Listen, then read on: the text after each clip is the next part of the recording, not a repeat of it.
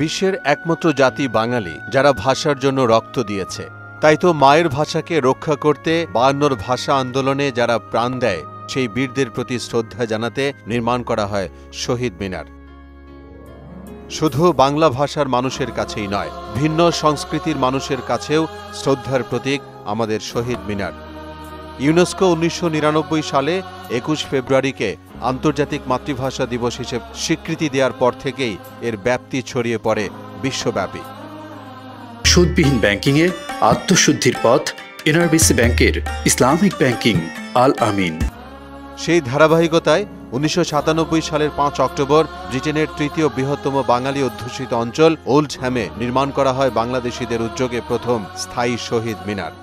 ১৯৯৯ সালের ১৭ ফেব্রুয়ারি পূর্ব লন্ডনের আলতাবি আলী পার্কে স্থাপিত হয় আরেকটি শহীদ মিনার। এছাড়া ২০০৪ সালের ৮ আগস্ট তৃতীয় শহীদ মিনারটি উদ্বোধন করা হয় লন্ডনের লুটনে। আর লন্ডনের স্থানীয় কাউন্সিলের সম্পূর্ণ অর্থায়নে ইপসউইচের আলেকজান্দ্রা পার্কে ২০১৫ সালে নির্মাণ করা হয় আরেকটি শহীদ মিনার। ২০১৬ সালের ২১ ফেব্রুয়ারি আলেকজান্দ্রা পার্কে উদ্বোধন হয় ব্রিটেনের পঞ্চম স্থায়ী এই শহীদ মিনারটি।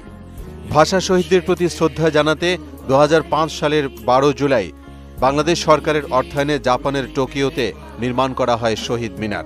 ভাষা শহীদদের আত্মত্যাগে অর্জিত মাতৃভাষা ও ইউনেস্কো স্বীকৃত আন্তর্জাতিক ২১ ফেব্রুয়ারিকে ফ্রান্সের প্যারিসের বিখ্যাত সেন্ট ডেনিস ইউনিভার্সিটির বার্নার্ড মারি স্কয়ারে নির্মাণ করা হয় শহীদ মিনার। মার্কিন মূল্যকেও আছে আমাদের শহীদ মিনার।